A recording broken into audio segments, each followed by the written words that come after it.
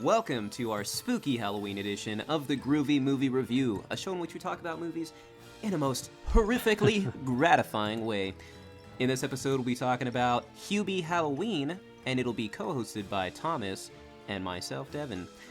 We're going to kick this off with a rundown of the movie to bring us all up to speed, and then jump into our first segment, Exposition Inquisition. We flash back on the story, and if you mind spoilers, now's the time to abandon ship. But feel free to join us again for another episode in the backlog, or check back for our weekly-ish updates. And before we get started, I can't stress it enough, we're about to spoil the whole movie in the first 5 minutes of our show. So if you mind, please, jump ship. With that said, let's move into the plot of the movie. So, it starts with Hubie, who is an awkward middle-aged man who wants nothing more than to make the Halloween holiday safe for all people. And during his quest for safety, he discovers that people are slowly going missing. Suspecting that it may be the doing of his new neighbor, Mr. Lambert, who seemingly progressively becomes more and more werewolf-like.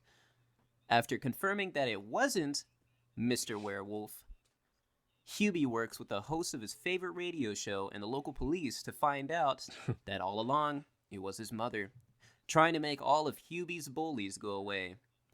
After a heartfelt monologue from Mama Dubois, Hubie stops her from killing everyone as she escapes into the night. Once everyone is safe, we skip forward to the next Halloween where Hubie is mayor and everyone enjoys their day safe and sound. Thanks to our hero, Hubie Dubois. Hubie Doobie Doo, a.k.a. Pubie. And now that we're all caught up, Thomas, please guide us through our first segment. All right. Hi, everyone. So going into this movie, I had no idea what to expect. So I could see they were going with at least some kind of genre callbacks and stuff. They had the whole setup of the mental hospital patient escaping and everything. So I really had no idea where it was going, though. But I guess we could just start off with that quick little beginning scene. There's the Ben Stiller cameo real quick. And Yeah. I know your favorite line. I'll let you say it. Yeah. As soon as our character walks in, who announces himself as Hal-El, he walks into the cell, as we want to call it, for our mental ward patients, saying, "Catching some Z's, huh? You go pee-pee while you sleepy, huh?" I heard you can't hold it in. Yeah. I think it's kind of funny because he, that's sort of like a callback to his character later on as well. You find out sort of why he's in the mental ward. But Oh, yeah. yeah, because it turns out that his character just, as he Pees said, just everywhere. can't gosh darn hold in. He just loves peeing on everything, everywhere. I didn't realize that till right now. Yeah. I know he was peeing everywhere, but I didn't realize the callback to the first scene. Yeah. um, Yeah. what do you think of their diet there? Green Jello and hot dogs? Oh man, that's just the meal of champions right there. How could you not love hot dogs and Jello? It's Man. it's an interesting mix when you see it put it together in like a threatening note, Yeah. A whole like body double worth amount of Jello to. Yeah. And if you watch it a second time, you'll notice when he like taps on the thing, it kind of like jiggles. The whole. Yeah. I noticed it the second time. I was like, yeah, that's all Jello. I wonder if it's really under there, or they just did a separate shot. But I think the Jello was really under there the whole time. Yeah. With a little Behind the pie scenes. note on there. Yeah. Good thing they didn't. I guess it was a cooked hot dog, so the erect hot dog didn't like snap or anything. And with the blanket being over it. Good thing it was cooked. It had a chance to spring back up when the blanket was released. Oh, man.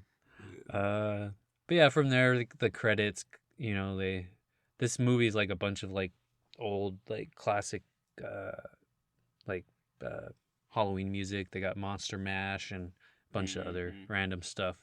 Uh, but yeah, it's kind of, I guess, interesting that it's set in Salem, and their little billboard, which I doubt is real. The Welcome to Salem sign, it says "City Yeah. with a Witch History." Yeah. Like, I wonder, maybe they really do have a pun on their welcome sign, but You never you know, know. I mean, they definitely do take advantage of the Halloween tourism for sure up there. So yeah. Speaking of that, did the mayor of Salem give you like Jaws vibes? I think that's what they were playing off of, is the mayor yeah, and the tourism. it's like Yeah. no, no, we got to keep our money flowing in. Yep. Yeah. That's what it felt like to me. I was like, man, this feels like Jaws. Yeah. Yeah, yeah. There's always someone in Uh, charge saying, just keep doing things the way they need to be done. Forget about the danger. yeah, it's very familiar um, Hmm. to us. Yeah. Yeah. But so it's kind of a cool setup, I guess, his lineage, why he does what he does. Like, it's like in his blood. Like, his Hmm. great grandmother was, you know, defending the witches on trial and the Salem witch trial, and then she got like hung and killed, Yep. which is kind of a modern day for Hubie. He's bullied, is I guess the new version of hanging someone. Yep. Um, Less extreme, but equally cruel, I guess, Yeah.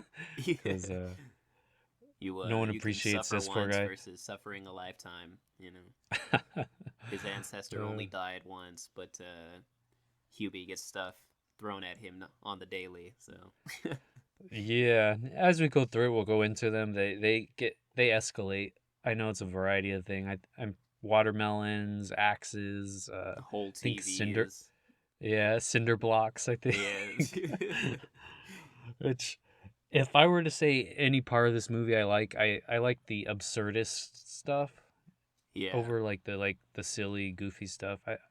There's a lot Hmm. of weird line readings and stuff that I'm a fan of, that I'll go into and focus on, because that's the only way for me to enjoy a movie like this, is to just enjoy the absurdity of some things.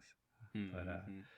yeah, um, right off the bat, there's like the Exorcist callback where they start throwing eggs at him. It's when it's least threatening, and then he catches the eggs in his little multi-purpose thermos. Yeah. And he says, "Hey, you missed. The yolk's on you." Yeah. And then eats them Rocky Balboa style, he says, and Yeah. then starts immediately just puking It's like he's in The projectile Exorcist or something. vomit. Yeah. That just set the tone right away. I was like, oh man, what did I get into? This is gonna be Yeah. going on for the whole movie. I can't Uh, handle this. yeah. uh, oh, and then they establish the Violet Valentine distraction. He crashes into the Mhm. car and then starts playing it off like he's an animatronic character with all the other Yeah. animatronics. Uh-huh. uh, Very smooth. Very and smooth. you had mentioned something to me off camera, that all of the love interests in his movies have double, like Violet Valentine, or they have the same letter for their first and last name. Yeah, they Um, all have did V's. yeah, I did. I don't know. I don't know his stuff well enough to realize that, but I guess that's cool. Have a cool little signature trademark thing in all of your movies. I guess pretty Hmm. cool. Yeah, it's like his anthology series. Everything's a little different, but they're always like callbacks and returning characters. And I guess Yeah. that's one of the things that he has in it. So it's The other pretty. one is his non-human voices that Yeah. people would never actually use. Uh I've huh. never met anyone that talks like Hubie, but maybe there's people like that. I'm sure there's at least three or four. The world comes in all shapes and sizes. It may be weird, but that's only because And it's uncommon. yeah. And I'm not encouraging to bully the guy. I understand the message about not bullying, but Yeah, Jesus, Adam Sandler. yeah. These voices, man.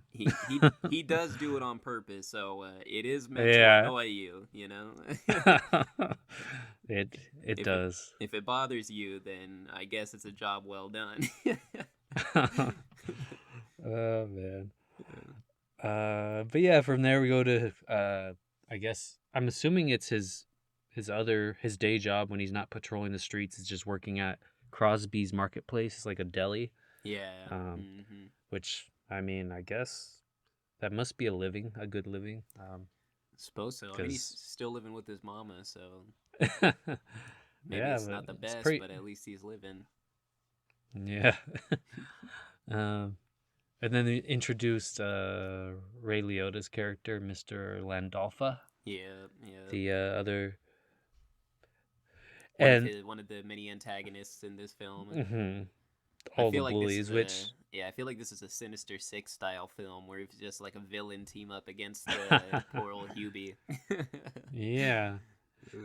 And if there's one takeaway, which I'll get into maybe later in the moral compass, but establishing all these grown up, middle aged bullies is kind of like the messaging I'm getting out of this is like, are they any better? They feel like, oh, they're assimilated and Hubie's an outsider, but really, if you're gonna grow up and be in your 40s or 50s still picking on people, I think I'd rather be hanging out with Hubie than you. And it really shows like Hmm. these bullies that are stuck in that mindset are just the worst of the worst, and they're just horrible people. Yep. Very true. Yeah, Very true. Very yeah. abusive, as we'll come to Uh-huh. find out as we move along. I doesn't mean I can't laugh at their put downs. I like when he calls him Puby Yeah. for for one. It's pretty Uh, funny. yeah. Good old Um, Hubie. and then he establishes his Canadian girlfriend of Canadian. No, she's a Canadian resident of Canada. Yeah. Canada, Yeah. Canada dry region. Yeah. Which I'm pretty sure is ginger ale, but yeah. So It's I just wonder, did he actually meet someone online that is from Canada, or did he talk to someone at some point from Canada, or is she completely made up because he knows they can't track her down because she's in another country? I'm not hmm really sure. Yeah, yeah. I definitely think that he's probably compensating for his No. lack of social skills, but it's possible. Maybe he did meet someone and he did break up with them on the fly. You never know. Hmm. Yeah, we never really find out. We know uh their relationship is kaput at the end of the movie conveniently, so he can move on to an American resident of America instead of Canada. Yeah, in the Salem Dry region. Yeah. Uh, uh, this scene also establishes Hubie as like a major snitch, which I think is kind of his downfall. Uh, hmm because it's just like that's why even the kids are like, from birth already uncomfortable with Hubie and already hating him because got like these kids are walking out with an extreme amount of toilet paper and eggs, which I'm trying to wonder how they have a shopping cart full of all that stuff. That has to be like at least $500 worth of Yeah, it's uh, literally like materials. mountains of the stuff. So, if anything, he should be looking into did they steal the money or something. That's what he should be looking into, not snitching them out, Yeah. pranking and stuff. Yeah. But I mean, we see so where it that's all goes kind to of use later on at the end, so. yeah, right. Yeah. That's true. Um, oh, also in this scene, it actually establishes a lot. It establishes that Hubie is easily startled, and people Hmm. like to prank him because he freaks out like beyond a normal human being would ever react to being scared. Uh-huh. Just loses his mind. Yeah. Yeah. The man is very sensitive. Surely. I forget what that character's name is, but that kid is like everywhere. He's in the Michael deli. Mundi. Michael Mundi. Yeah. He's working. He's at the funeral also, and then he's Yeah. like the head dude at school, like the head jock or most popular kid, and Yeah. yeah. He's That kid gets around. I know, very well-rounded human being, minus the a-hole nature, you know. Yeah, right. He has a pretty great Freddie Mercury costume later on too. So Yeah, with the teeth, the yeah, false teeth and everything. uh-huh. All right. But speaking of bullies, the next scene establishes Sergeant Steve Downey, um, Hmm. which is kind of the Michael. Was it Michael Mundi or so that was what his name was? The Yeah, kid. uh-huh. He's like the Michael Mundi of Hubie's graduating class, pretty much. He Yeah, was Mr. the most Popular. popular dude. Yeah, Yeah. So it kind of shows like where those guys kind of end up with that yeah. He goes ego ego. from being a football star in high school to being like, well, he's played by Kevin James, so Uh-huh. a rotund fella in a squad car with a full-on beard, looking like a self-proclaimed Muppet. So, Yeah. Oh man. uh, Yeah, he spends his time just ignoring Hubie's snitching and mm-hmm. eating paydays and Yeah, watching people destroy their nuts on fences and stuff yeah, on the video. yeah. YouTube, man, Uh, the internet, it's a dangerous place. I guess he kind of redeems himself at the end. He starts taking Hubie seriously, but he does some pretty mean bully stuff Yeah. throughout. I want to say Doesn't take him honestly that serious. I feel like he's less of a bully and more he's more like apathetic. Hmm. Like as a character, I never see him truly come out and just like mess with Hubie the same way everyone else does, but he Yeah. definitely treats him like he's, not important for sure. He brushes him Yeah. aside and tries to avoid him. Yeah. The most effed up thing he did was tell him to take notes and that he joined up with their little secret crew and then to put his notes in the trash can. Yeah. Yeah. Who Was that knows the how long he was going to let that AUU? go on. All right. Yeah. Auxiliary That would have undercover unit. his reaction to being offered the position where he had to use his inhaler and Yeah. like Blow out the just excess. like it was the best news he ever received in his life. Mm-hmm. Yeah. Finally on the force, making real changes. Um, one other small detail that gets brought up about Downey is that the Richard Hartman escaped from the mental institution, and then that he should be kind of worried because he's the one that testified against him and got him locked up. Mm-hmm. So he might be coming for revenge. Which something didn't add up to me. Did he testify when he was a kid? Because he said he's been locked up since the Carter administration, so like the late 70s. So that was the only confusing part for me. Like, Mm-hmm. how did he testify against him and get him locked up as like a? I guess maybe he was in like middle school or Yeah, well, he called him a maybe. childhood friend, like when he was Huh. describing Yeah. who knew like his secret shortcut. So So I wonder how he got him locked up. yeah, They never really go into that as far as I know. mm-hmm. It's just like you love peeing on stuff, so you got to stay away from the general public. Yeah. Yeah. He says, I hope he comes looking for me because he'll be in a world of pain. Yeah. And then gets scared by Hubie. Yeah. Oh, one other thing Hubie brings up is aside from those kids, he snitches them out of having all the toilet paper and eggs. Mm-hmm. But then he brings this pizza sale to light. He's all, you should watch out for this pizza sale. It's a riot waiting to happen, pretty Yeah. much. It's a good deal, but also a riot waiting to happen or something like that. Yeah, you can't Yeah. have one or the other. It's got to be dangerous. Can't just have like a regular opportunity, regular sale without this guy freaking out. Oh, Hubie. Hubie.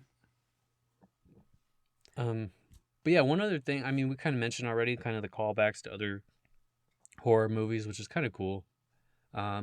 Then there's the kids chasing him on bikes with the ghost face masks, which this movie does have some Scream vibes to it as well. The kind of not knowing who the killer is, all like the red herrings, Mm-hmm. kind of a who done it as far as who's doing the. They're not actually getting murdered, but you don't know what happens to these people until the end that they're all tied up. So it's basically a slasher setup. So it's kind of cool they call back to the Scream and like the small town setting and everything. Yep, yep. Except, yeah, it's a pumpkin head instead of a ghost face, I guess, in this one. Yeah. Very true. So what do you think of Hubie's like? He's pretty good on that bike. Like he's doing all these like maneuvering and to dodge like those Oh kids yeah, throwing yeah. flaming bags of crap at him. He honestly got some skills. I'm sure it comes from years of dodging them. So he could Yeah, probably perform I'm. on like the BMX scene or something, or I know, right? send him He to the should X do that. Games. Yeah, he could have a lucrative career.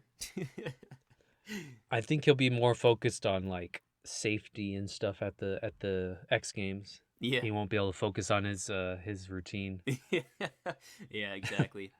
He'll be the the rodeo clown of the show, Yeah. Dang, I forgot what I was gonna say. I don't know. Crap. We'll move on. Yeah. Yeah. The next scene introduces Walter Lambert, played by Steve Buscemi. Mm-hmm. Which pretty good role. I mean, he's famously in a lot of Adam Sandler's movies, and he's in a lot of movies I like. So it's kind of weird seeing him in these ones too, just being super goofy. But it's cool. It looks like fun.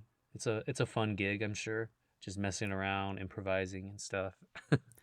Yeah, when you can hang out with friends and have a good time, it's hard to turn that down. So seeing him return in another Sandler film is just Yeah, sort of routine. You kind of expect it, but it's exactly. good. It's good. It's a fun role for sure. Oh, I remembered. Let me go back real quick. I'm assuming he's never gotten a license or knows how to drive a car, so the bike has been like his. That's why he's so good on it, because he's been riding a bike his whole life, I'm sure. Mm-hmm. Yep. He Main doesn't method ever of ride in a transportation. car, does he? I don't think the only time he's ever been in a car is like at one scene while he's at a drive-in.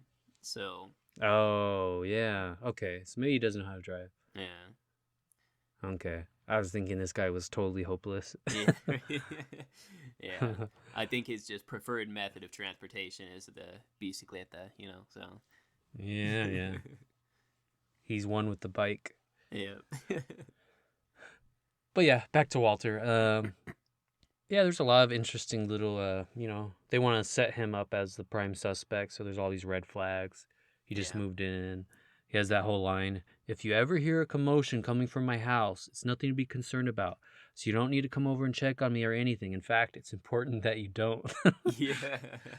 As obvious as you can get. Uh-huh. Yeah. Make him as strange as possible. That way everyone has to suspect him. It's interesting, his whole character arc though. Yeah. He's not so bad, though. He appreciates Hubie's thermos. He says, Mm-hmm. oh, say, that's some heck of a thermos. Yeah.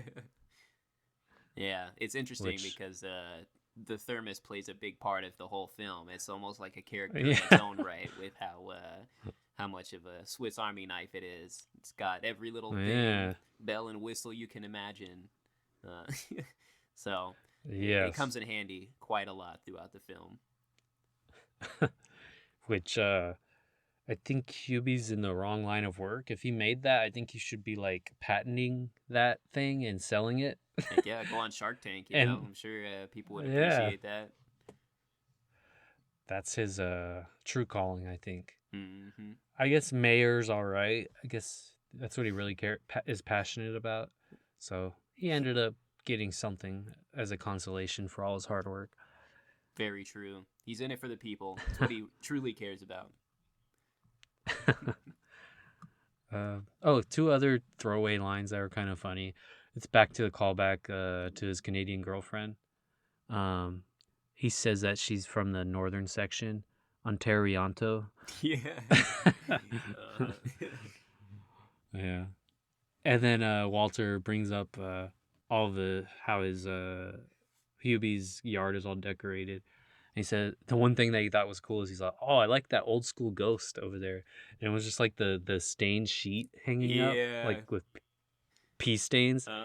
Yeah. I guess that's what an old school ghost looks like, I guess. Yeah, and that but comes yeah, back later on too when he goes to the school. yeah, he actually wears it like Uh-huh. a freak. Which I'm assuming those are like his mother's pee stains, or he wets the bed. I don't know, one or the other. I want to assume Uh, it's Puby because he's so yeah. terrified of everything. Would only make sense that he wets Yeah, himself every now and again. that's true. But yeah. But yeah, that's kind of the first example of like a really absurd moment that made me giggle. Just calling it old school ghost, I don't know, just got to me somehow. I don't know why. Yeah. But yeah, we'll get back to Lambert a little later. From there, we get to Hubie going into his house, and we kind of meet his mother and everything, and reestablishes that he really does get scared about everything, even a decoration in his own house. He just knocks its head off with his helmet. Yeah. So extreme. He's like one of the. You remember that video where someone popped out of a trash can and then the guy like KOs Decked the him in dude the when face. he pops out? Yeah. That's what Hubie reminds me of. Yeah. You go straight to violence when you get scared. Everyone's in danger near you. I also like that his mother implies that he's been scared by the same little ghost ghoul thing, like multiple times. And It's like, did it scare you again, Hubie? it's like, how many times did he have to fix it? He probably had to attach its head on a few times already. Yeah. Yeah. Oh man. So then we establish Hubie's mother, which does she have a name, or is she just Mrs. Dubois or whatever? Yeah, I can't remember that she's ever named. I think she's just Mama. Mommy. Yep, good old Mama. A fun little gag is her thrift store T-shirts, all just like explicit stuff that goes over her head and Hubie's head. The boner donor T-shirt. Yeah, boner donor. If you can read this, you're in farting range. Man, I mean, she should have understood that one at least. You would think so. Yeah. Well, she's highly capable of being like a murderer if she wanted to be. So maybe it's all for show that she's like out of her wits. Yeah, she does it to not incriminate herself. Yeah, right. They also establish in this scene that like Hubie was abused throughout his childhood. People threw firecrackers at him. They threw garbage in his room. She's mixing up which of their neighbors did which because there's so many people abusing him. And then his dad chased him with a tennis racket. Yeah. My God. This guy has somehow miraculously stayed a decent human being through all of this torment, you know. Yeah. He's endured. Yeah. That endless positivity. And Mom kind of establishes the whole Salem history of Salem, people picking on each other, literally just, going after people, putting them on trial, and, because they're different. And that kind of establishes her whole motive, in a second watch, why she's going to start, picking people off, all of his bullies, because she gives him that little pep talk right here in this scene. Yep. There's also that little moment, which I think is also an indicator that he needs help, is that he can't even open the marshmallow fluff jar on his own. Yeah, he uses his like 70, 80-year-old mom to do it for him. That's probably when she decides she needs to don the pumpkin mask and start taking people out. So her son is gonna get ripped apart on Halloween. Yeah. She's just doing what's best for baby. That in its own right is kind of I feel like the mother aspect of it is kind of a callback to Friday the 13th as well. Yep. Yeah. Yeah, I was just about to say that. Yeah, it's a mix of Psycho and Friday the 13th. Yeah. The whole like not adjusted aspect. Yeah. Because Jason was like a kid. He wasn't like a Norman Bates type. So he's like a mix of Jason and Norman Bates, and she's Voorhees mixed with Mother from Psycho. Yeah. So that is another redeeming quality, is all the callbacks to horror movies. Pretty cool. Mm-hmm. But yeah, from there we learn the backstory. Steve Downey was married to Violet Valentine. They were like the king and queen of the high school, pretty much. They won all the awards. Hubie, meanwhile, one most likely to marry his pillow. Yeah. Which even the people that made the yearbook were bullies. Man, Salem is effed up, man. Yeah. Jesus. People out here giving this guy the worst time of his life. Then there's another thermos moment. It has a vacuum in it because he breaks the window after his own inflatable decoration pops up in his window. Yeah. Which was extreme. What? How did he hit the window, or how did he break it? I don't remember. He threw something he was holding at. I think it was like a book or something. Yeah. Jesus. Just shatters this the is window like and then cleans up the glass. I think he has serious trauma from being that startled, from getting scared. That means people were either scaring him or like hitting him. If we want to read like his psychological makeup, something horrible he's repressed probably is causing these reactions. Yeah. Maybe a psychiatrist would help in the fashion of our hero life coach. Yeah. It's always our advice for all of our heroes. Yeah. So, just go to a psychiatrist, man. You need to see a therapist. It's an unbroken streak in that segment. Yeah. It's always our advice. Yeah. From there, there's a quick little peeing in Hubie's yard bit real quick. We don't know who. Well, we know he's the guy that escaped, but we don't know his identity yet. Yeah. Then we move on to a quick scene with Violet and her kids. And there's the little gag of everyone dressing up in Harley Quinn costumes. Mm-hmm. Everyone in the whole news station. Yeah, which, fun fact, the original anchor sitting at the desk, apparently she was a real news anchor, and she got fired for starring in that role. What? Yeah, It was in her contract that she wasn't allowed to make, like, other media appearances or something like that, and she didn't know that, so when she starred in the movie and it came out, her radio station fired her. Well, Netflix and Adam Sandler in their like multi-film contracts better hook her up with some more roles for what they cost to her career. I know, right? Yeah, I think it's safe to say.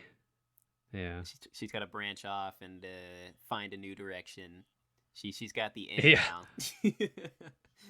Yeah, she can set up some kind of like Watergate kind of scandal breaking thing.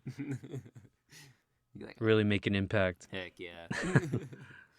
But yeah, just felt like throwing that out there. The poor girl lost her job. Yeah, I think they'll take care of her. She could be in future Adam Sandler movies. Yeah, they still have a contract for like 2 or 3 more. So yeah, so she'll be all right. Yeah. But yeah, from there there's a really weird scene where I guess their names are Dan and Louise. They report that their pig was slaughtered. Yeah. Which was revealed later to actually be Lambert that did that when he was a werewolf. Yeah. That was the one murder that he actually did. He's a little hungry. Yeah. A little peckish. That scene was just kind of cringy for me. Their whole they hate each other relationship. I was like, oh my god, this is too much. But there was one absurdist line that I liked, because you know me. At the end, she said, Peanut's dead. We gonna eat Peanut tonight. Yeah. What? Yep. That was insane. Like this carcass that's been ripped apart by a werewolf. They're gonna still cook that and eat that? Oh yeah. Uh-huh. That was just the most bizarre thing that like these people are crazy. She doesn't care, man. Man. She's ready for a meal, and that pig has already sacrificed itself. So gotta make do I with would be what you got. It's like you're assuming that at this point they don't think it's a werewolf, so they think it's some kind of animal. It's like I would not eat something that some wild animal already picked at. Like I don't want like rabies or some kind of disease or something, or some coronavirus. To I don't want to be patient zero for a new virus. For real though. I mean, Jesus, Jesus, gonna have the T virus. that caught me come off and get guard. Everybody. Start the new zombie apocalypse. No, another swine flu. Jeez. But yeah, just another, I guess, semi-interesting part of the film. It kept me entertained in that scene because I was just, like I said, cringing at oh, they hate each other. He hates his wife. He wants to kill her and whatever. Yeah, oh. it's a played out dynamic. I think that needs to die just as much as that pig did. So yeah. Yeah, but from there we go to the museum. There's another example of a arrested development bully, like the janitor guy making fun of kids. Yeah, I love that. For being nerds. They're nerds. Yeah. Meanwhile, he's a janitor. They're all gonna make something with their lives. So I thought that was pretty funny because it's a perfect encapsulation of what being a douchebag bully is gonna amount to in your life. In most cases. Yeah. Some cases you get lucky and you get to be a cutthroat, like, stockbroker or something. I don't know, whatever savage people do. But yeah. Yeah. I just want to say that, like, obviously janitors make a pretty decent living, or at least I think that they deserve to. But this is is more of a play on the idea that good things don't come to bad people. Which, I mean, in real life, people obviously isn't true, but for morality's sake, we want to believe that that's true. So, if we can believe that janitor who still thinks that all these kids are little nerds and stuff is in a place where he has to, like, clean up after them as well, I think that shows that, be good and good things will come to you.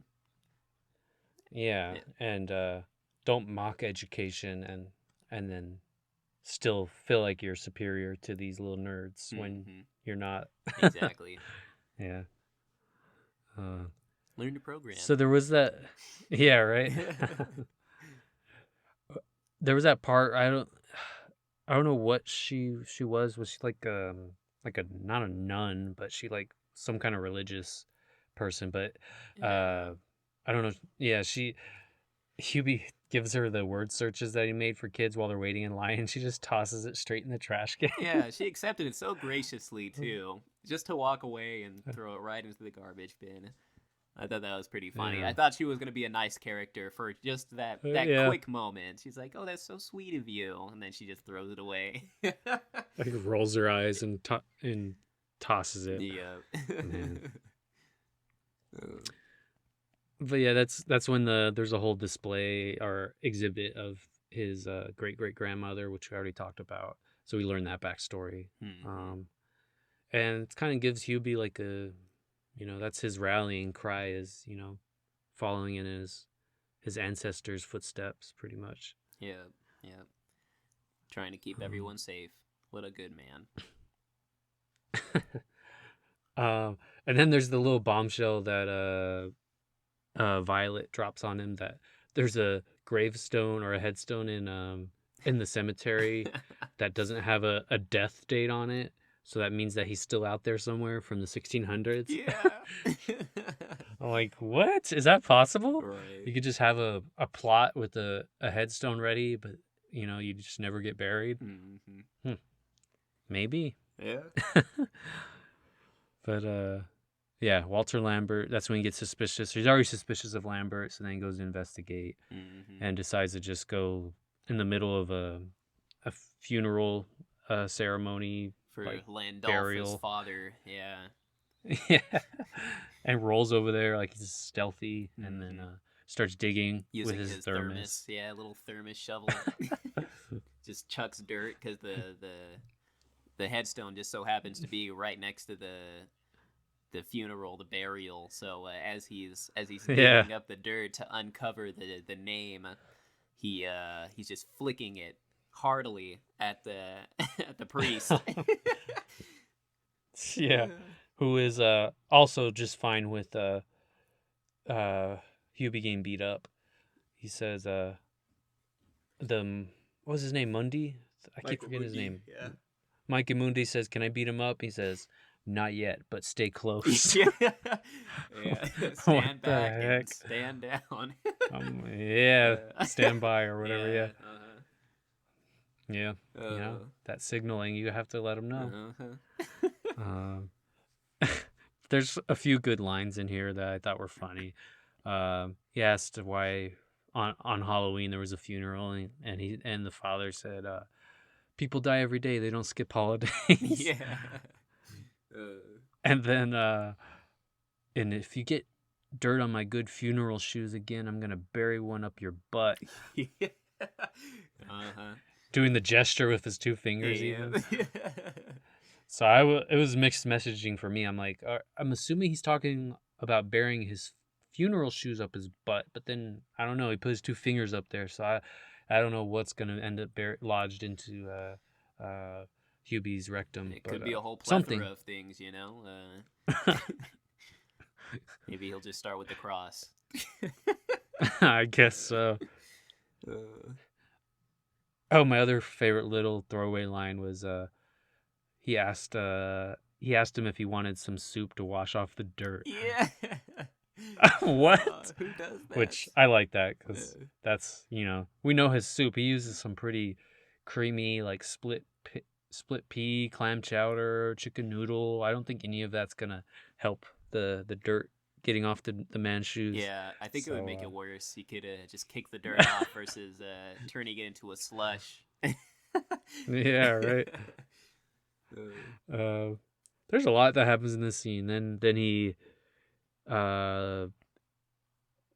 accuses, or no, he assumes that the mother is dressed up like a wicked witch, and then he says he had a boner, and then she's like, oh, why does he talk about his boner? And like this like Italian thing. Yeah. And then they push him in the hole. Yeah. And the mother's kind of freaking out, and he's like, "Mom," trying to calm her down. "We want him in the hole." Yeah. Michael, it was Landolfo pushed him in the grave on top of his father, Landolfo. and then Mike Mundi is telling the mom, like, no, it's not disrespectful. He wants to be in the hole. He deserves to be in the hole. Oh yeah, that's who it was. Yeah. Like, what the heck? Yeah.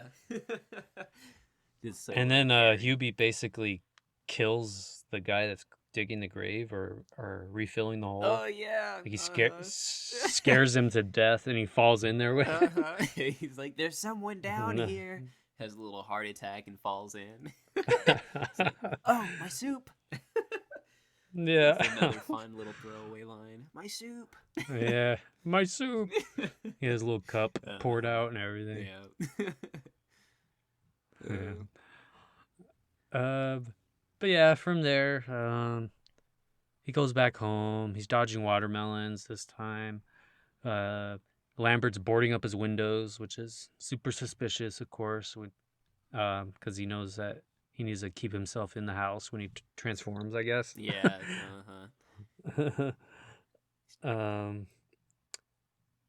And then from there, next thing I have is Hubie gives that presentation at school. Do you have anything in between that you want to talk about before we get to the school scene? No, not really. I guess going back, cutting back to the museum scene, that was also where we introduced one of the daughters, I believe, of Violet Valentine, Cookie.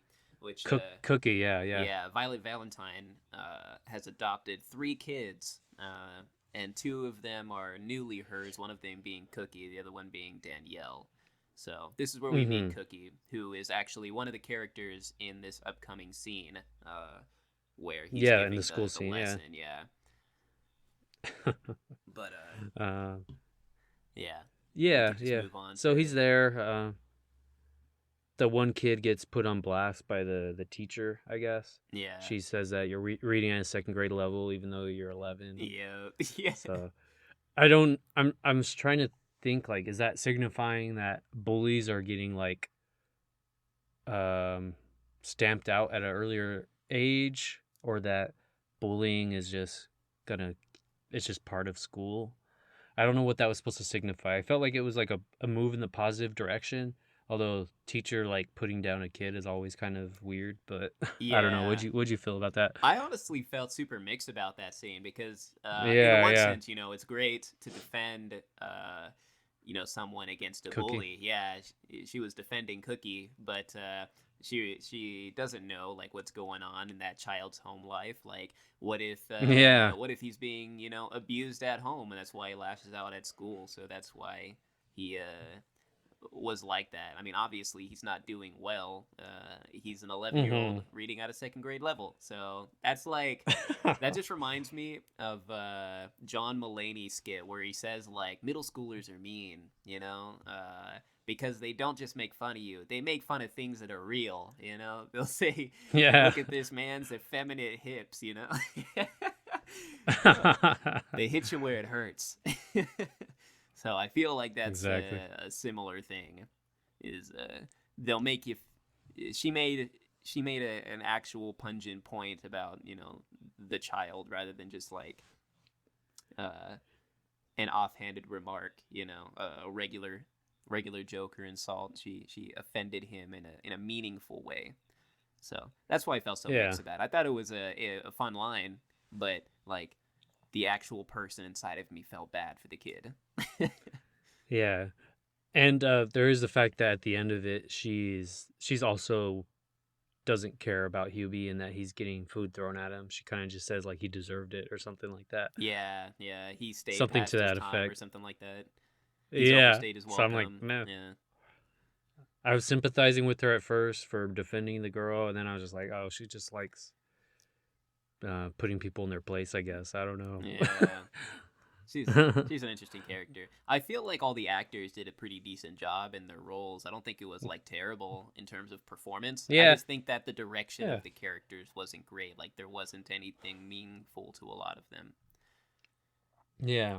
Yeah. Which the most meaningful thing I think that kind of happens is Hubie in that speech kind of says how he would donate some of his candy to charity, Mm-hmm. and then he inspires Cookie to do the same, which is kind of a good thing to Yeah. teach kids. Mm-hmm. So that's one. Hubie, if anything, is like the most pure character that's actually teaching good lessons despite being a weirdo. Yeah. um, anything else in that scene aside from me just getting bombarded with food? I guess wearing the stained classic ghost or old school ghost Yeah. costume, Which which you already mentioned. yeah, But another kid remarks, "Is that a pee stain?" Yeah. yeah, right. Um, But yeah, it also yes. that scene basically ends when he makes a kid cry because he gets a question and the kid is dressed up in costume and he calls him Oh like a yeah, freak yeah, and yeah. says to like burn him or something. After that, the whole school starts throwing food at him. So Yeah, yeah, I forgot about that. yeah, Yeah. he pulls out his Yeah, that was thermos umbrella and that was when it was time for him to go.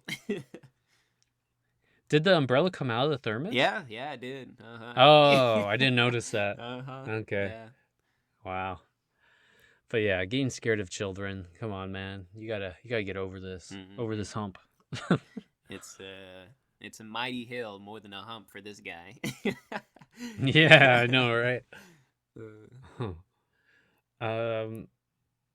So after that, there's the coffee shop scene. Establishes the other kids. Yeah, I guess. Tommy and Danielle. Yeah. Yeah. And then Michael Mundi being a douche. Oh yeah. Which it just felt like every high school movie. I always wonder, like, real life isn't like that. Someone doesn't just walk into a store and knock coffee out of someone else's hands in front of other people in public. Yep. Maybe not where I grew up, Yeah. but it just seems like such a of the movie world where that kind of stuff happens. Yeah. And then, oh, well, I guess my loss today, and he just walks out and doesn't say like, "Hey, you guys saw that, right? He knocked it out of my hand. Can I get another coffee?" Yeah. He's just accepted it and walked out. Mm-hmm. I don't know. I don't feel like real life is like that, but maybe it is, and maybe I was just sheltered. I don't know.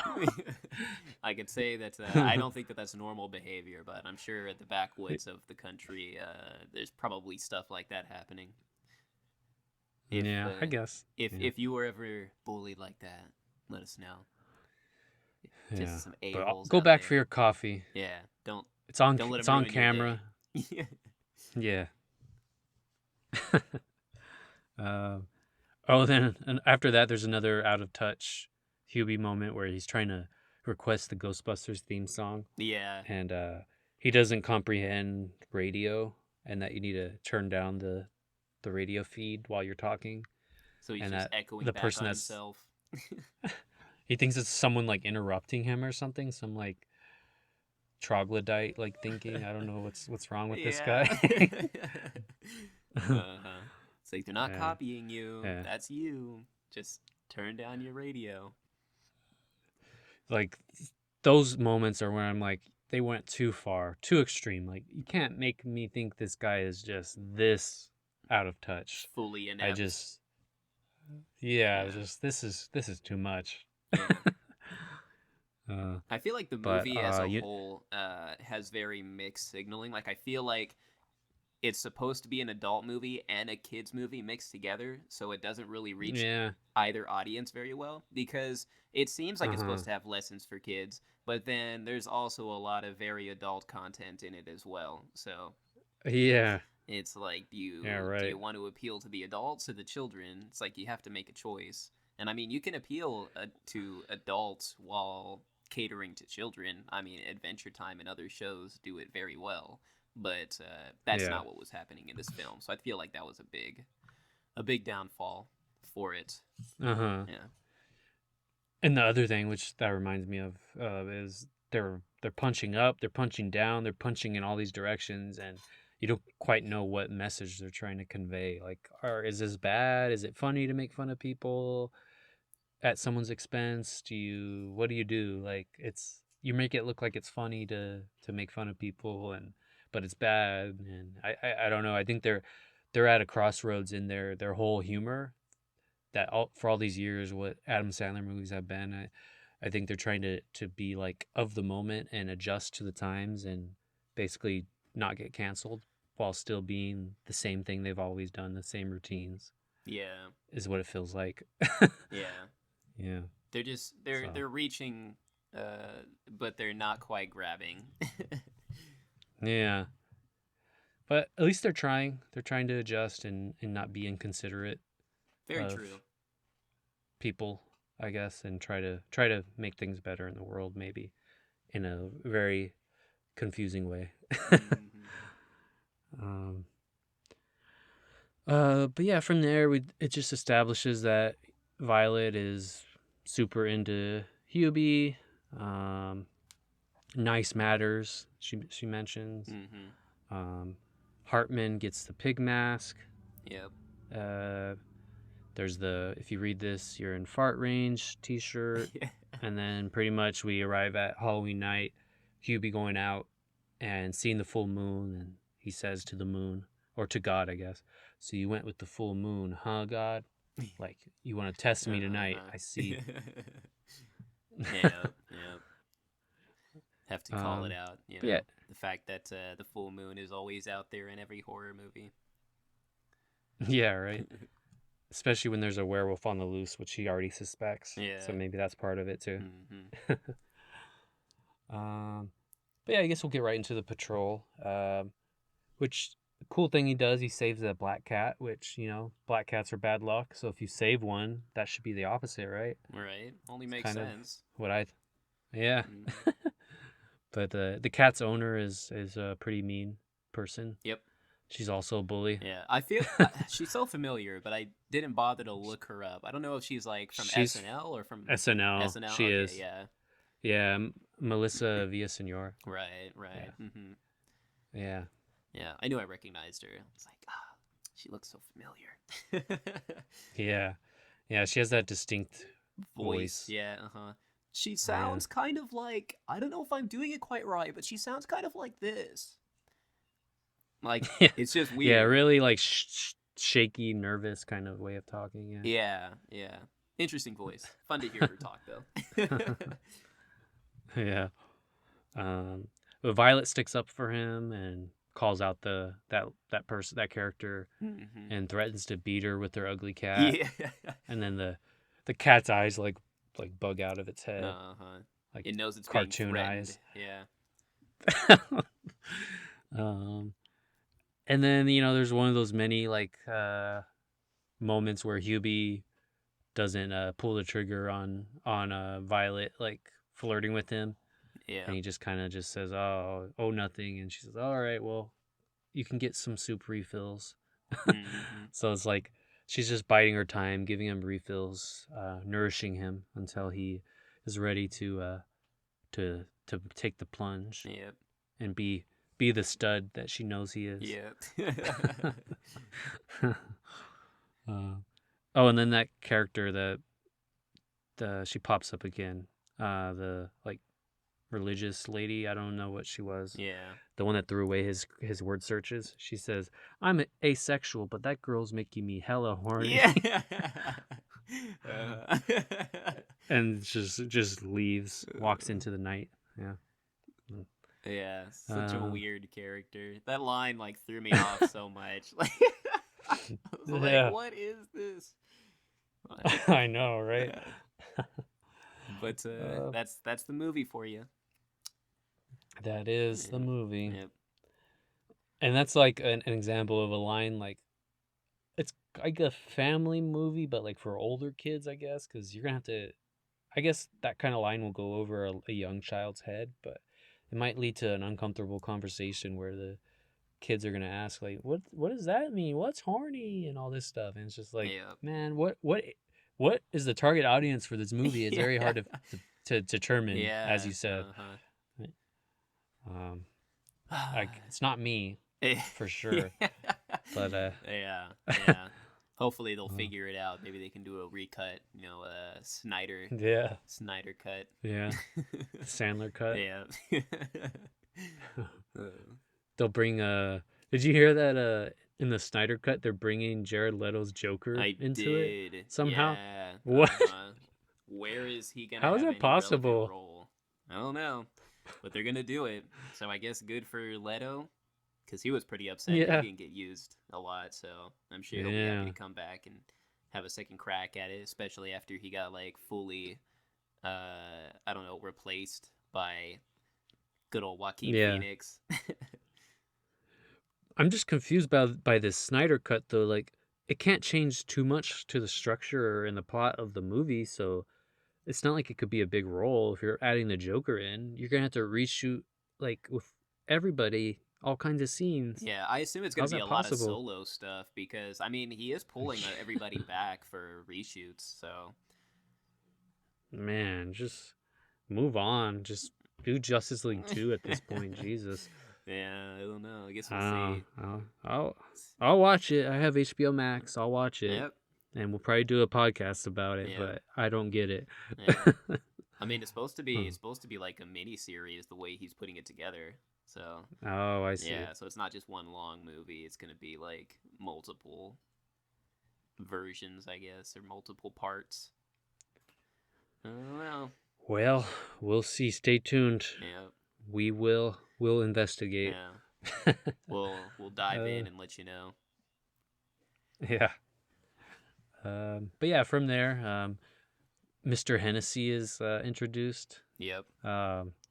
What, what do you think of his haircut? Oh man, it's interesting. It's really weird because they gave him a bald cap, so they made him like super bald, and then they gave him a Ten- toupee that's on wrong, so it just looks like it's floating on top of his head, and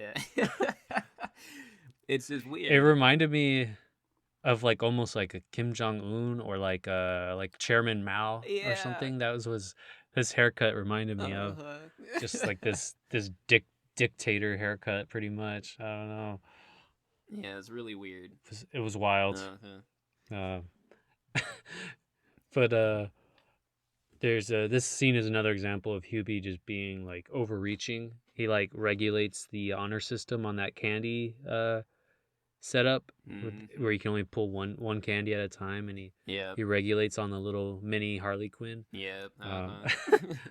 and she just doesn't care and keeps taking it as they're talking. Yeah, she laughs at him too, just keeps taking all the candies.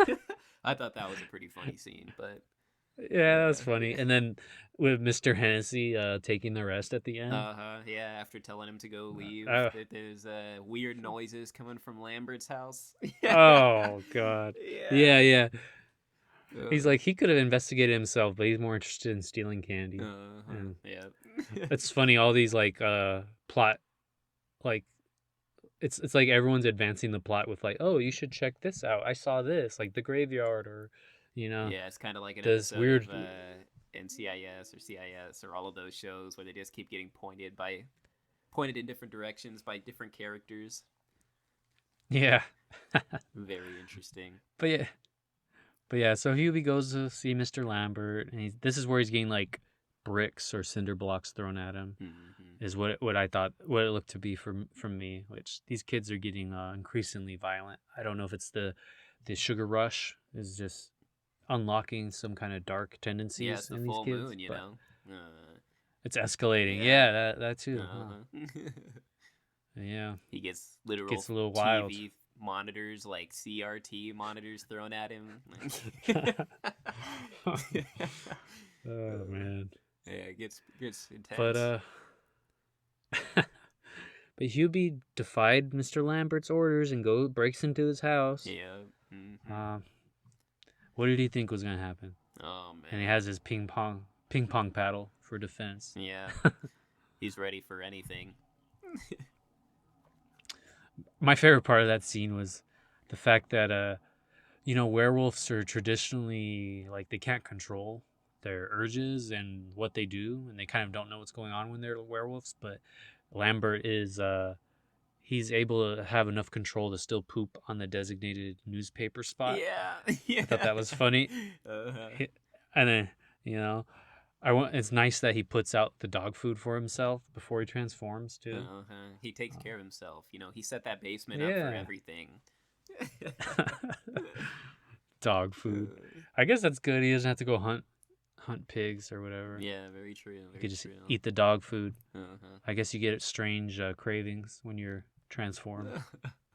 Uh-huh. As long as it's not for human flesh, you know, that's all that matters. Yeah, dog food's fine. Yeah. You could save some money actually on a dog food diet. Heck yeah, man. He probably has a pretty good savings account. Wouldn't doubt it. Bunch of money in the bank. Mm-hmm. Ooh. Oh, I forgot. He's a patient at that place.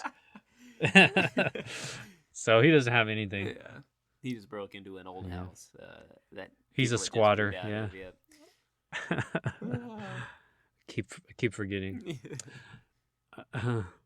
Anything else in that scene? Nah, not so much.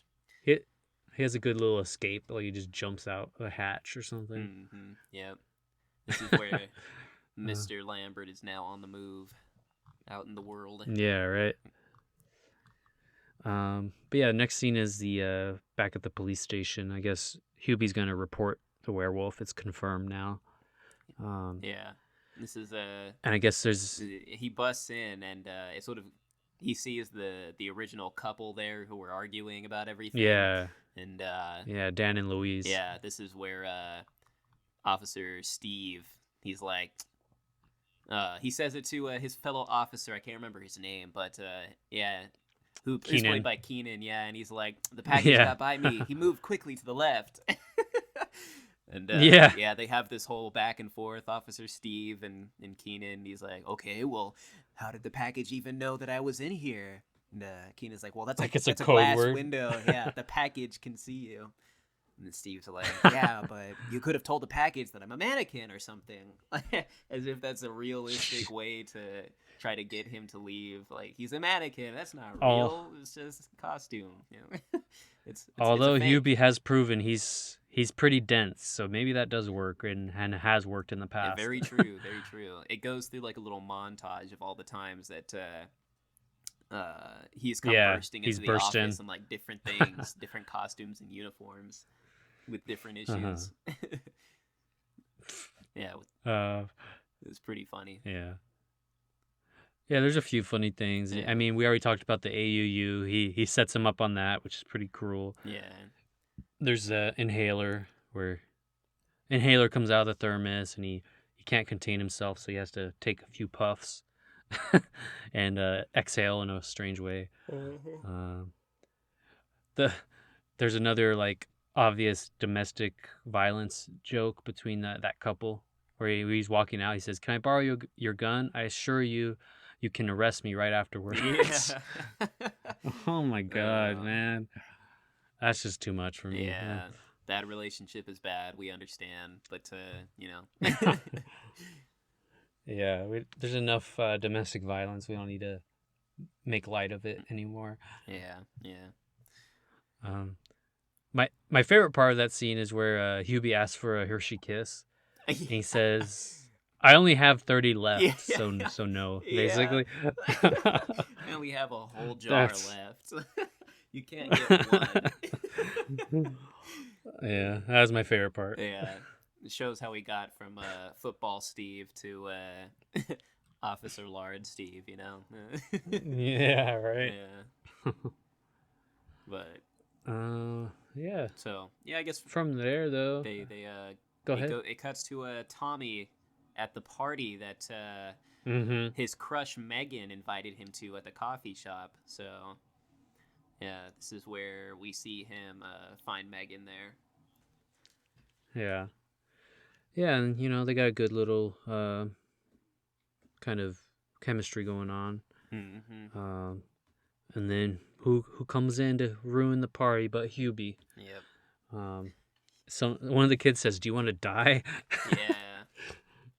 Threatens him. Yeah, that was that kid was actually on a Disney Channel show. I don't know which one, but Oh, really? yeah, So I thought it was interesting that he was just like a throwaway character in this because he was like a main star on like a Disney Channel show. Oh. Yeah. Huh. Well, I guess cameos are a thing, you know, the whole Ben Stiller thing, and yeah, Very true. I guess it's a privilege to be in these movies, I guess. Yeah. Because once you're in one, you're in them all. Yeah. But yeah, we can move ahead a little bit. Anything else in there before Hubie ends up in the corn maze? Yeah, Hubie has like this whole boner monologue about he's made some boners in his day, and there were some boners in high school that he wished he could have gotten back, but yeah, and everybody, all the kids there laughing, and that's when Michael Mundi tells his buddy to send Hubie into the corn maze so he can scare him. Mm-hmm. So that's how we move into that scene. Yeah. But yeah, pretty much in the corn maze, there's not too much. It's just kind of him looking around.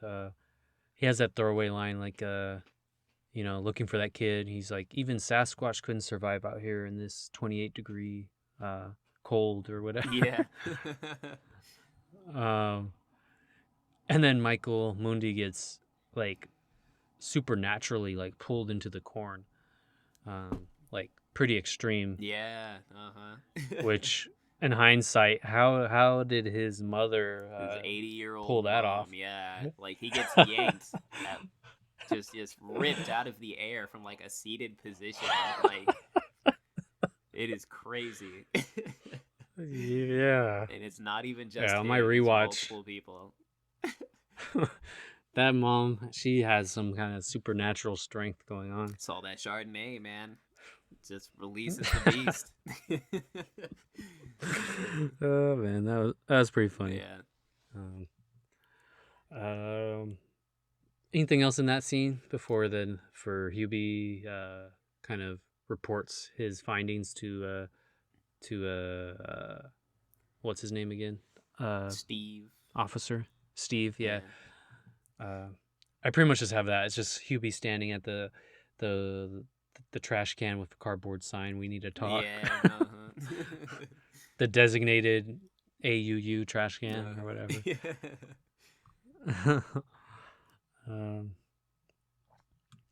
But then we go to the drive-in from there, Mm-hmm. and then it's Mr. Hennessy and his wife watching the movie, Yeah. and he's like trying to turn her on by sucking on the fake fingers. Yeah, because his costume is his head and like his hand, so he's a headless, like, I don't know, regal person, Victorian age person. Yeah. Yeah, and she's not turned on by it. Nah. And implies that she only gets turned on when she's cheating on him, I guess. Yeah. Multiple times she ends up saying. Yeah, she basically was like, she said, "You know, I don't get turned on," or something to that effect. Like, you're there most of the time, so. Yeah. The only other thing that turns them on is being bullies, because they have that plot for like tricking Hubie. Yeah. And then they start laughing, and then yeah, she lures him over there, and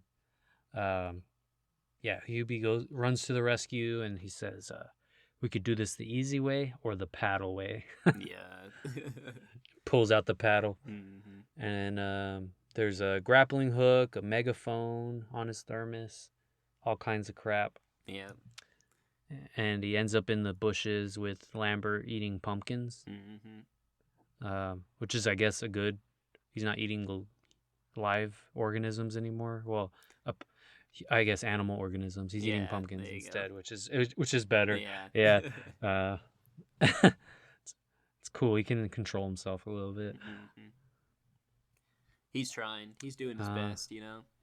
He's doing his best, yeah. From there, Hubie gets a refill with Violet. He gets his split pea, clam chowder, chicken noodle, and then blends it together with his thermos. Yep. And that scene's just kind of more of like a tension scene, just showing that he doesn't get it, that she's like into him, or he does get it and he's scared to commit to it. I don't know. Yeah. And then Mr. Hennessy gets taken out. Yeah. He goes and checks on the scarecrow. That was in the middle of the road as they were driving home. And yeah, he goes to check it out, gets kidnapped. The wife goes out to see what's going on. She gets kidnapped. Yeah. They're all just getting yanked away by this old lady. Yeah. Which you don't know yet, but yeah. Looking back on it, it's pretty outlandish, but Yeah. Oh, and the mother, she has another shirt. She's wearing Muff's diving school now. Yeah. Oh. My God. Oh, then there's the reveal of Walter. He's handcuffing himself, and then he gets reunited with the guy wearing the pig mask. Yep. And then we know that they're, I don't know, I guess roomies or something. Yeah. Basically. They don't say that specifically in that scene. He just says we Yeah. need to talk as he takes off his little pig Yeah, mask. yeah, right. But, Yeah. yeah. Okay, yeah, you're right. Yeah. It's like But, after that we find out exactly what it is that they, or what their relationship is. Oh yeah, you're right. Cool. Yeah. So then there's that. Hubie, I forget what makes him go to the like haunted house. I don't know what He sees. makes him go. I think he sees a dog, and the dog like makes him Oh. or something like that. Yeah, because I know he greets the dog out front and accuses it of being Mr. Lambert. Yeah. He's talking to it, And and then he says, "Is that Michael Mundi in your feces?" yeah, right. And then he gets mad that he starts peeing, like it was disrespectful. Start peeing during their conversation or whatever he was doing. Yeah. But yeah, in that haunted house maze, it's like the worst environment for Hubie to be in, because he's just like scaring the people that are scaring him by how badly he's getting scared, I guess. Yeah, their scare is more of a fear for his safety. It's more of concern than anything. Like when the girl from under the table grabs his leg and he just freaks out and she just stares at him like, oh, okay. Wow. Yeah. It's a grown man. Yeah. Uh-huh.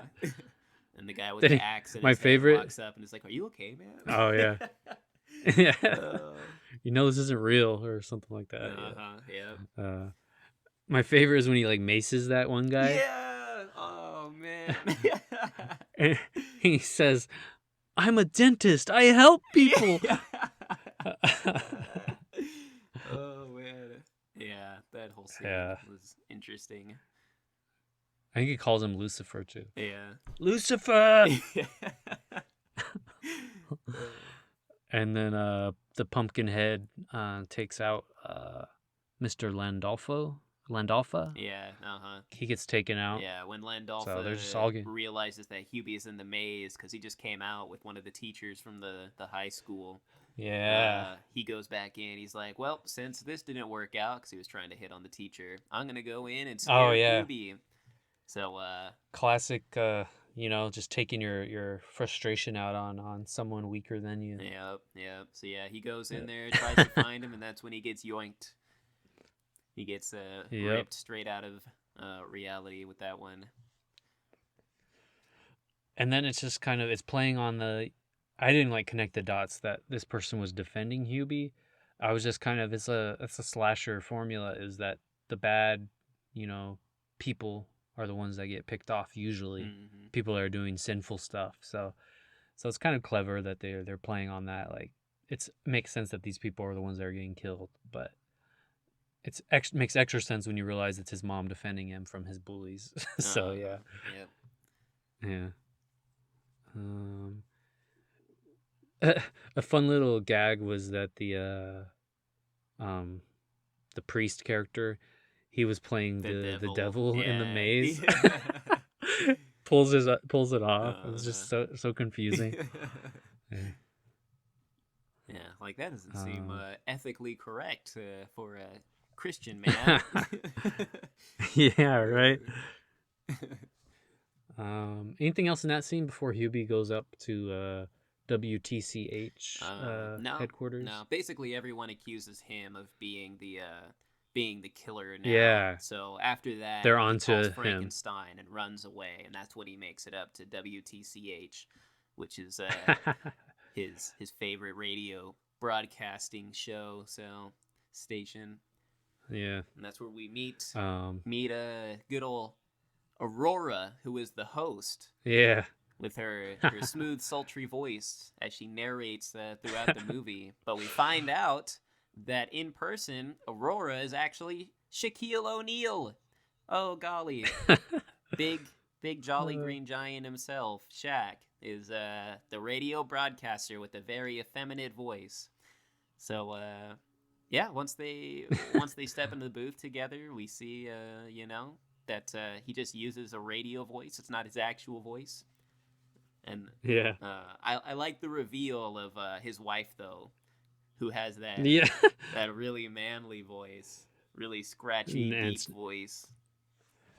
It's not her radio voice. It's just her normal voice. Yeah, she comes out with like a BLT for Shaq, and then Hubie says, I can't wait to hear your real voice. She's like, this is my real voice. It's like, okay, I guess. Yeah. Man, they just went there with that weird stuff. Yeah. Uh-huh. One other thing, as he's coming up the hill, there's bears out in like the woods, and they're like start throwing stuff at Hubie too. Yeah. I don't know if you remember that part. Yeah. I thought that was insane. Also, even the bears are against him. The whole world, man. The whole world. But, while he's there, before he runs away, he gets the number for a person who calls the radio station more than he does. And he meets up with Officer Steve to find out who it is, because they think that it might be Violet. So once Violet is set up to meet up with Hubie so that they can make the phone call or try to get a confession out of her, they realize that the phone call was traced back to his house. Yeah. So. And it's revealed that Mama's involved. Mama Dubois. Yep, Mama Dubois. But yeah, in that previous scene, Violet and Hubie basically profess their love for each other. So that happens right before he has to run and go save his mama. And Yeah. And that's when she's wearing kayaking gets me wet. yeah. But yeah, once he gets to the house, the priest is outside watching his mom, says nobody's in there except your mom, and that's when you see He's upside down, right? yeah, yeah, which is a pretty funny scene. He's like hanging upside down so we can scare Hubie, and Yeah. I think it was right there. He's like, hey, get me down, like. Or maybe it's like later on, but he's like, the blood is rushing to my head, and then he just knocks out. Like, Yeah. that was pretty funny. That's what he gets. But meanwhile, things escalate, and Mom is ready to burn these people at the stake. Yeah. For bullying her son. Yeah. She's got them all tied up with sticks for kindling at their feet. And man, she's ready to go through with it too. He's like, I knew Hubie couldn't take care of himself, so I had to do it for him. Yeah. I forget what Hubie says. He suggests that she can go to heaven or something, and then the mom says, I'm probably going to hell or something like that. Like, man, she's fully super aware, self-aware, I guess. Yeah. But I wonder what takes Hubie so long to, like, just take his mom out or, like, try to stop her. He, like, kind of just stands there like it's a quandary, like, he even has the flashback of them all bullying him. Like, he's weighing his options. Like, should I let them die? Then I won't get bullied anymore. Yeah, for a second, for a split second. That really is, like, the thing that's playing out in his head in that scene is, like, does he go along with what his mom is doing? Like, yeah, he hates being bullied, so it would be nice to get rid of him. But then it's at the end of the little flashback that it shows Violet, who is his guiding star and who believes that goodness wins out overall, that he decided to save everyone. So that's when he throws his little drop of pea soup that puts out the match that his mom lit to light them all on fire. So. And order's restored. Yeah. Everything is right with the world. Oh, and for some reason, Hubie's mom called the radio, or called like the news station, so they're there. And they're, like, reporting the whole thing live. Oh, man. Yeah, so Violet and the kids are all home watching it on TV as it plays out. It's really, really interesting. You know, anything to get ratings, I guess. Yeah. They're not going to stop a killer. They'll just watch the killer kill. Yeah. It's good for tourism, you know, a new burning at the stake. Oh, heck, it's been a while. Yeah, gotta up the stakes on their game, right? Yeah. But yeah, after that, his mom, you know, after giving her whole little spiel and about how everyone bullies him and they have no right to because he's so nice, and then she gets thwarted by her own son. She basically calls Frankenstein the same way that Hubie did in a haunted house to get away, and she runs off into the night cackling like a villain. And then I wonder if she'll be back. I don't know. There was a scene, a part there where Officer Steve says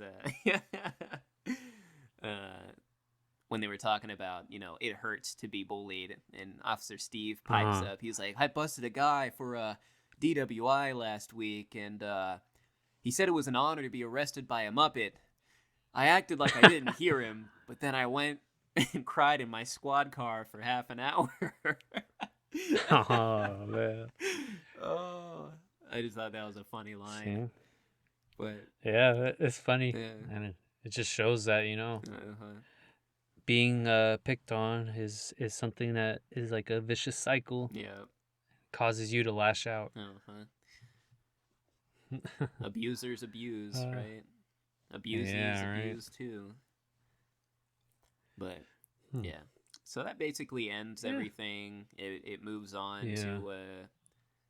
to next Halloween, where it shows Uh-huh. everybody preparing, and then you get to see everyone's costumes. Like, Hubie is now with Violet, and all the three kids are dressed up like characters from last year.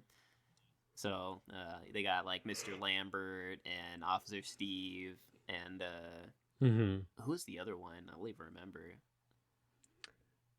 I don't remember either. Yeah. Uh, but yeah, they play all of them, and then Yeah. we find out that Hubie is the mayor now, Yeah. magically. So yeah, somehow there just happened to be an election in that time, and uh, everybody just unanimously decided that since he saved those people, he should be mayor, in spite of all qualifications.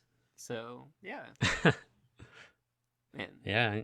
Imagine the smear campaign against his mother. I know, How do you overcome that? right? Yeah, The muckraking. yeah. I guess when you got everybody hating on the previous mayor for trying to keep the festivities going when people are getting murdered or kidnapped, it's kind of hard to run an opposition campaign against that. Yeah. It blows Butter emails way out of the water, Yeah. I guess. But they didn't capitalize on it. Yeah. Should have tried harder. But your mother tried to burn people at the stake. Yeah. I do not and would I never advocate for burning people at the stake. In fact, I stopped her. Yeah, that's probably sealed the election for him. Yeah. So, yeah, and that's basically the end of the movie right there. I gotta say, the end credits were pretty Cool. entertaining. You know, the editing for all of that was fun. Yeah, some bloopers. Yep. Uh-huh. Cool. Well, I guess we can move on to creme de la creme real quick. Yeah. So you already commented that you really liked the actors and what they were working with. Who do you think was putting the best performance? Man, I gotta say, best performance for me was Steve Buscemi / Mr. Lambert. Oh yeah. Uh-huh. It was just so interesting, and like the stupid voice he made when he was trying to be a werewolf didn't even sound like aggressive. It sounded like he had something in his throat, like he was like, "Hello there." So yeah, there's that part in the bloopers where he does a little little howl thing. It's too funny. Yeah. But yeah, I would say him. Yeah. Him, and Mm-hmm. maybe I actually really liked Megan's character, the girl. Oh yeah. Yeah, the love interest. I thought she was cool. A normal person. Exactly. I feel like she was the only normal person. Even like Violet Valentine was really weird. Cause how hard she like loved Hubie made her strange. Mm-hmm. But yeah, so I would say those two. Yeah. Yeah, I'm with you on Buscemi. I also like Ray Liotta's character. He was a small part, but just Landolph. It's cool seeing him do this oddball type character. And then I'll give Adam Sandler a shout out for just committing to this character and just going for it. Yeah. I guess it's what he does, and he's good at doing what he does. So that's good for him. Very true. Very true. But yeah, I can't give like too much praise for all of the people, because I mean, like I said, they did good, but it wasn't a film that's supposed to really highlight your acting chops. Yeah, right. It's just a romp. I guess the Michael Mundy. Yeah, he has a pretty good character too. Yeah. Mm-hmm. Honorable mention. Yeah. Yeah. Okay. Anything else you want to highlight? Use of music or score or I mean, any camera work. I liked the soundtrack. They had a lot of interesting songs going on. Like you said, they played a lot of sort of Halloween classics. So So they made a good choice in the licensing. So yeah, but that's about it. I can't really say that there's too many interesting scenes. I guess the Jello scene was interesting. Yeah. But yeah, cinematography Yeah. pretty basic. Can't really Typical. Yeah. Yeah. So, Yeah, I agree.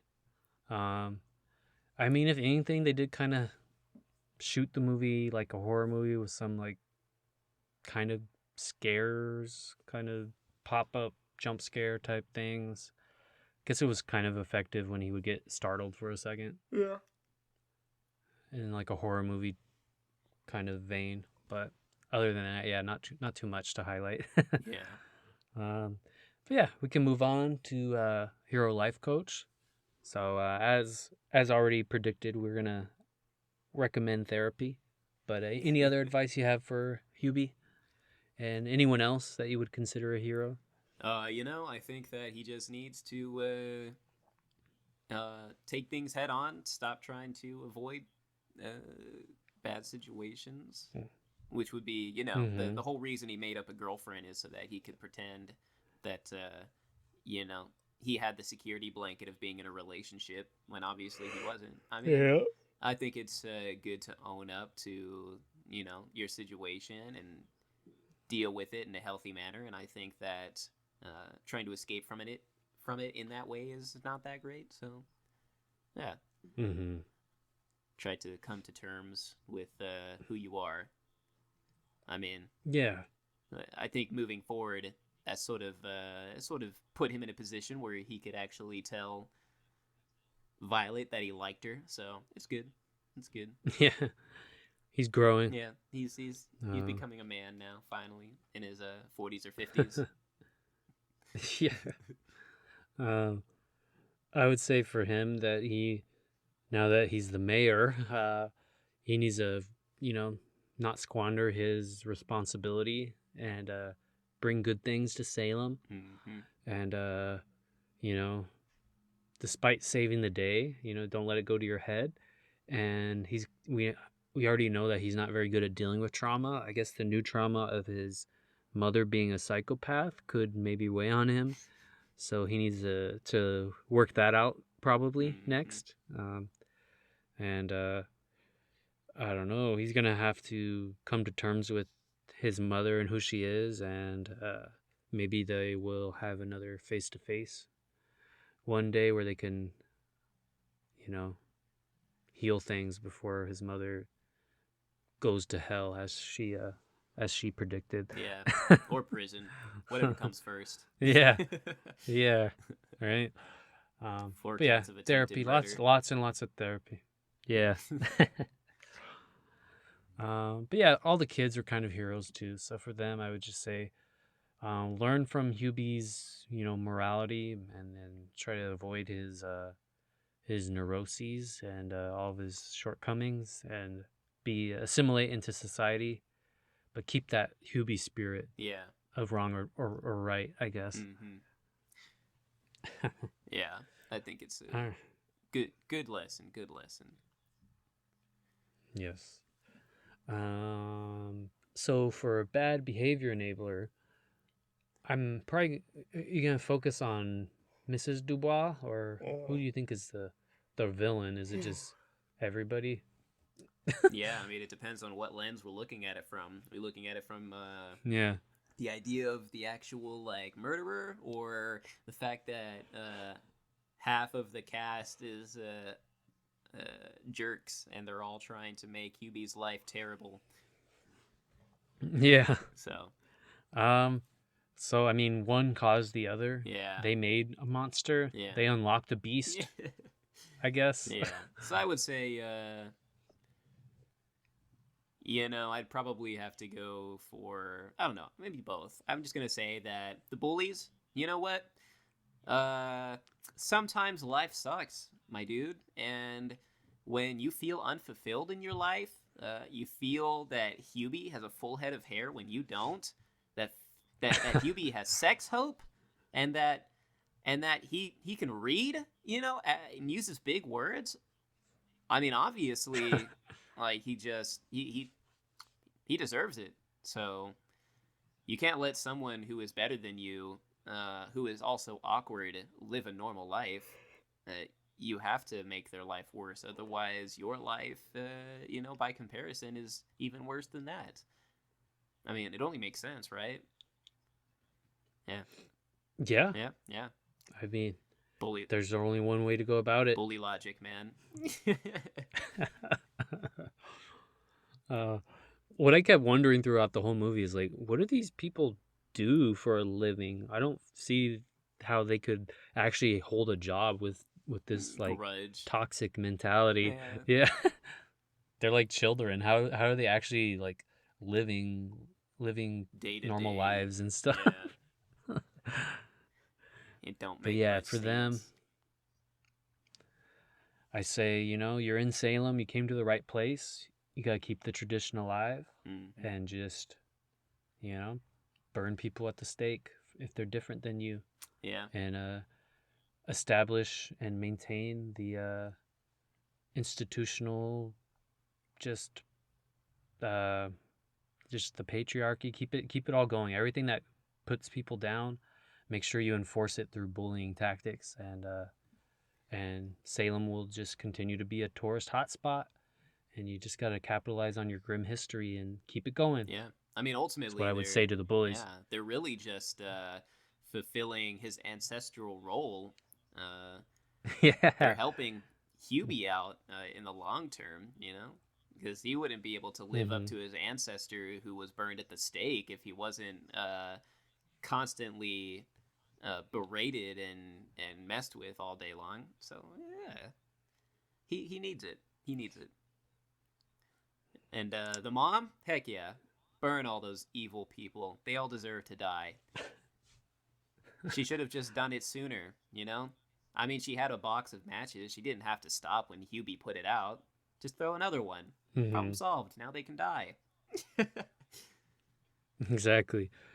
Um, yeah, in my defense of her actions, I don't know if it was all an act. She's maybe capable in moments. There's signs of some kind of degenerative like brain condition maybe.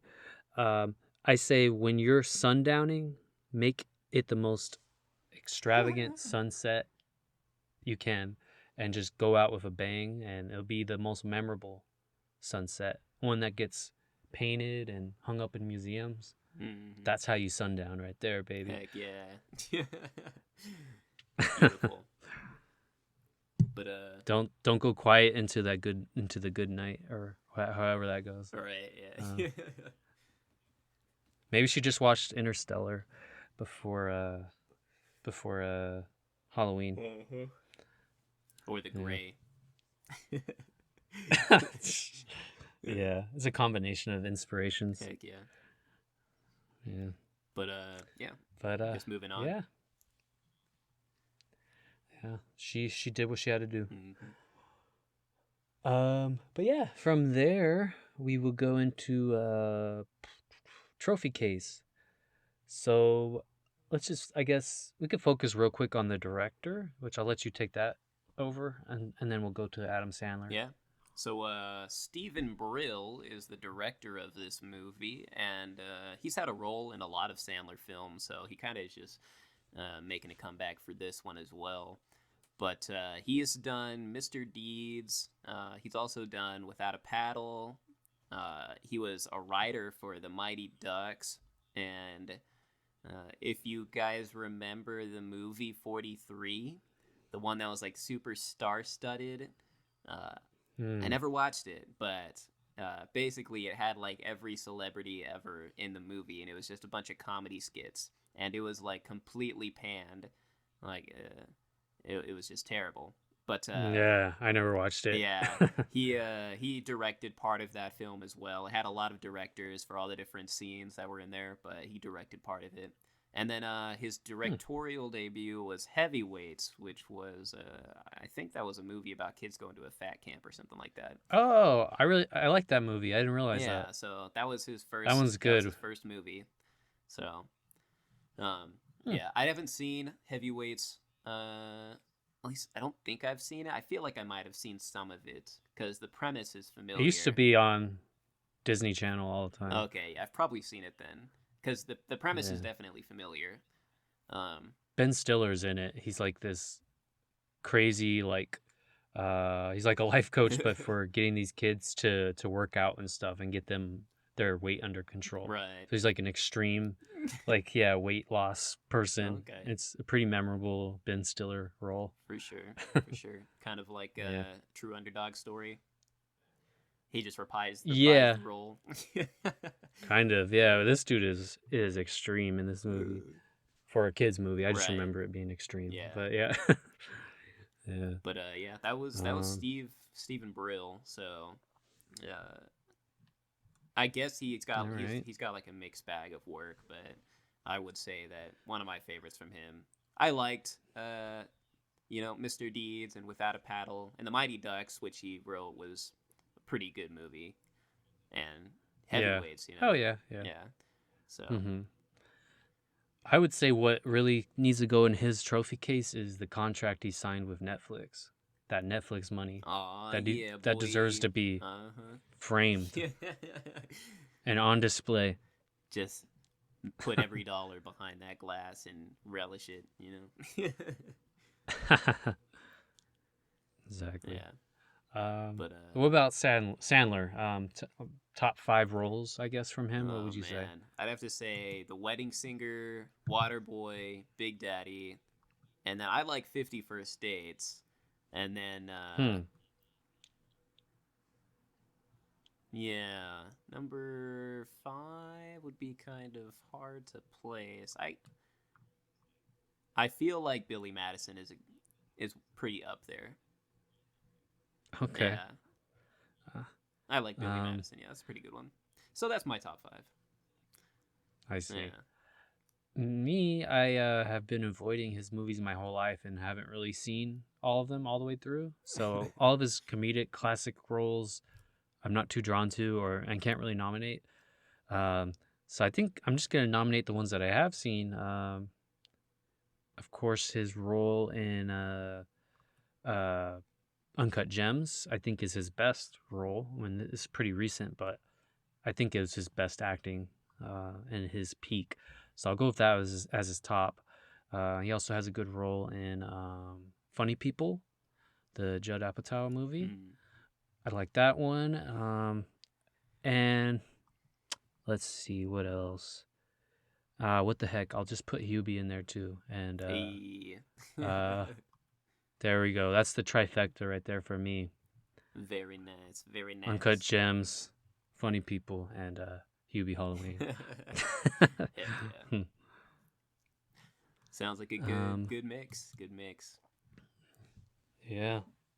Which we still need to watch Uncut Gems for this podcast. We'll get to it eventually. It is crazy. But yeah, I guess moving along, we can do Moral Compass, which we kind of already reiterated multiple times, but let's condense it into a nice little tagline, I guess. Yeah. What would you say? Moral Compass is don't mind the bullies, be true to yourself, and be a good person. That's I guess simply put. Yeah. Same for me. Like, if you have something you're passionate about and it's something that's good and you don't necessarily need to receive recognition for it, you could even get backlash. But if you know in your heart that's what's right, keep pursuing it.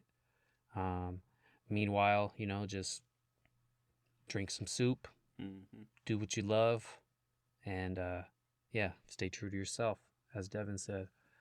And in the end, you'll be the mayor, probably, most likely. Yeah, that's how it works out. So, yeah. All right. What about Richter scale? You think there's going to be reverberations for years to come from this blockbuster right here? I think just for the fact that it's a Halloween movie, it's going to, be played. It's in the canon. Yeah. Yeah. And other than that, though, I feel like it's a minor role in like his whole suite of films. So And I don't think a lot of people Yeah. necessarily are going to like the movie, so it's not going to be something that anyone's really going to want to replicate in any manner. So, if only Yeah. for the fact that it's a Halloween movie and would be played specifically for that sake, I would probably give it like 4. Yeah. Okay. Yeah, and I agree with that sentiment that it's smart to make a movie that can get added into like the Halloween movie canon. Hmm. I mean, they still play Great Pumpkin, Charlie Brown every year, so it's not like there's Yeah. too many like Which, by the way, is celebration. now an Apple iTunes or something exclusive. They Oh they took wow, the license for it, so it's not Peanuts. played on TV anymore. What the heck? Yeah. This is the first The, year in like 40 years or something that it hasn't played on TV. the end of an era. Yep. God dang it, Since like the Apple. '60s or the '70s. Yeah. Wow. But yeah, I mean that's a good like market to get into is a movie that's kind of like we it has the problems with being a family movie. It kind of is depending on what your family tolerates you to watch, but something that it's not like a scary movie, it's like more of like a celebration of Halloween. There's not too many of those. So it's wise to create something like that that it's just going to get played over and over and over kind of like I don't think it's going to have like a Christmas Story like cult classic status, but Yeah. it's good to create something that is going to fill that niche and then be there and maybe it will be looked on fondly someday. I can't really predict it. I won't add it to my rotation. I'll focus on like actual horror movies, but I can understand it's something you can maybe watch with your kids and something to get in the spirit of Halloween. Yeah. I understand. I appreciate it. It's fine. Um, but yeah, I will similarly I was gonna give it a 5, but when you gave it a 4, it's just like, man, I'm being too nice. I'm giving it a 4 now too. Yeah. We're unified. Heck yeah. It's certified bummer. Yep. Um, Tis a was not bummer. groovy for me. Yeah. Yeah, It's didn't quite it make the is. ranks. Yeah. So, It's Hubie and Dragon Ball are our only bummers so far hmm it's in our illustrious career. yeah. It is it is what it is. It's unfortunate, but it must be said. So yeah, it's down there. It's Yeah, pretty down there. yeah. But it has its merits as just there's some good gags, some absurdity. It could appeal to a certain kind of night, like just put it on and have fun and whatever. Yeah. It does have merits. Yeah. Yeah. It's something that you can play in the background while you're doing other things to help the Halloween spirit come along. But if we're talking about the film as like a film, it, I wouldn't say that it was too Yeah. great. It's No, got no. it's got too many like glaring issues. Being mostly the direction of the characters and like Hmm. again their target audience, who it is exactly that they're trying to reach with it. Like it's fun to watch, but I don't want to watch it. You know what I mean? Yeah. Yeah. Yeah. Yeah. You can enjoy the I'm with movie you. for its parts, but not as a whole. Yep. I'm with you. Yep. All right. Any closing thoughts for the loyal listeners out there? I think that thank you for joining us on this lovely day, and we hope that this spooky edition of this episode has been entertaining. If you're watching the video, then I hope you enjoyed our costumes.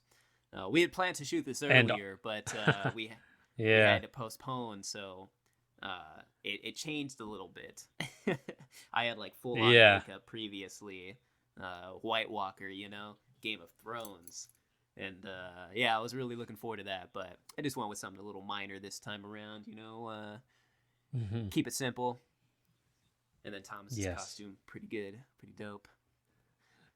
Yeah, it's my wife's his only costume I had lying around. So my previous mask is at a different location. So yeah, the rescheduling kind of messed it up, but it's fine. Um, and it's also probably relieving to those watching the video that our radio voices hopefully match with our bodies. unlike Shaq Yeah. and Aurora. Yeah. Yeah. Yeah. So, But yeah. maybe one day we'll change it up and you'll realize that it was all a game all along and this isn't our actual voices. We actually sound a little bit more like this. But until that day. Who knows? Yeah. Until that day comes, we'll see you next time. And feel free to join us again. This has been fun. Hope you have a wonderful day. And goodbye. Happy Halloween, everybody.